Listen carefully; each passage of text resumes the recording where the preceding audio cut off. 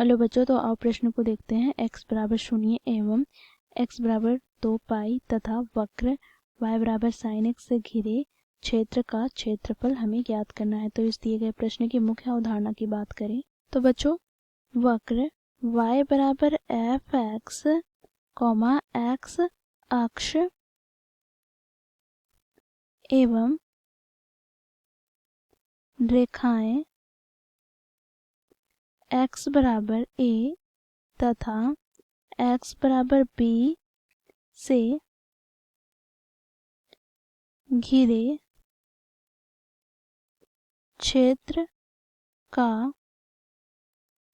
क्षेत्रफल a बराबर समाकलन की सीमा x बराबर a से x बराबर b f ऑफ x गुनी dx, इसे हम लिख सकते हैं। देखो, समाकलन की सीमा a से b y गुनी dx, ठीक है।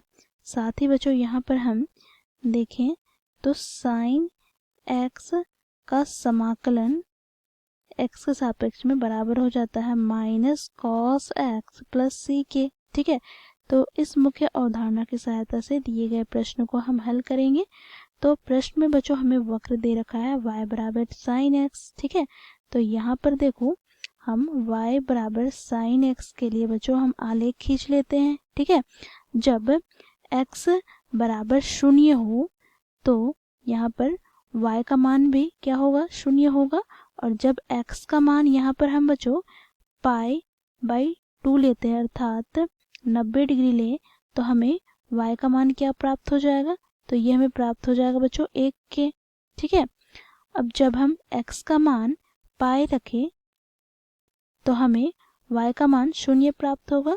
और जब बच्चों हम x का मान 3 पाई बटे 2 रखें तो हमें y का मान क्या प्राप्त हो जाता है, तो ये हमें प्राप्त हो जाता है बच्चों, देखो यहाँ पर ये -1 के, ठीक है, -1 के।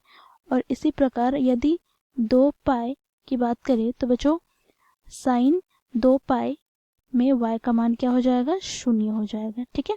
तो इस प्रकार बच्चों हम लोगों ने साइन x का आरेख खींचा। अब यहाँ पर क्या बोला गया है, तो x बराबर 0 तथा x बराबर 2 पाई तथा इस वक्र साइन x से घिरे क्षेत्र का क्षेत्रफल ज्ञात करना है। अर्थात बच्चों देखो, इस छायांकित क्षेत्र का क्षेत्रफल हमें ज्ञात करना है। तो मुख्य अवधारणा की सहायता से बच्चों हम लोग यहाँ पर छायांकित क्षेत्र का क्षेत्रफल ज्ञात करेंगे। a बराबर यहाँ पर हो जाएगा बच्चों, देखो यहाँ पर हम इसे 2 अंतरालों में तोड़कर लिखेंगे, ठीक है। तो पहला यहाँ पर समाकलन की सीमा 0 से पाई, बच्चों देखो ये धनात्मक है तो यहाँ से क्या हो जाएगा साइन x dx। अब बच्चों प्लस का ये दूसरा भाग, तो यहाँ पर समाकलन की सीमा क्या हो जाएगी, तो पाई से 2 पाई, पाई से 2 पाई। अब बच्चों देखो, क्योंकि ये y अक्ष के नीचे की ओर है, अर्थात ये ऋणात्मक के तरफ है, तो यहाँ से हम क्या करेंगे, इसे मॉड में रखेंगे, मापांक में रखेंगे, ठीक है। तो ये हो जाएगा साइन x dx। अब बच्चों मुख्य अवधारणा में हम लोगों ने देखा साइन x का समाकलन होता है माइनस कॉस x के बराबर, तो यहाँ से हम लिखेंगे माइनस कॉस x। और बच्चों देखो यहाँ पर सीमा क्या है, 0 से पाई, प्लस का यहाँ पर मॉड क्या हो जाएगा, तो बच्चों देखो साइन x का समाकलन माइनस कॉस x, सीमा यहाँ पर पाई से 2 पाई, ये मापांक के अंदर में। फिर बच्चों देखो यहाँ पर x के स्थान पर हम ऊपरी सीमा रखेंगे, तो पहले माइनस बाहर निकाल लेते हैं, तो कॉस पाई माइनस क्या हो जाएगा, अब निचली सीमा रखेंगे तो कॉस 0, प्लस का यहाँ पर क्या हो जाएगा, तो मॉड।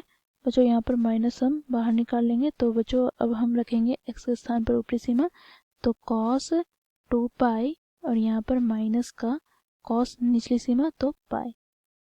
तो यहाँ से हमें प्राप्त हो जाएगा बच्चों देखो माइनस कॉस पाई का वैल्यू क्या होता है, मान क्या होता है, तो -1 और माइनस और कॉस 0 का मान 1, ठीक है। यहाँ पर प्लस का मापांक क्या हो जाएगा, माइनस यहाँ पर कॉस 2 पाई का मान क्या होता है, तो ये होता है बच्चों 1 के बराबर।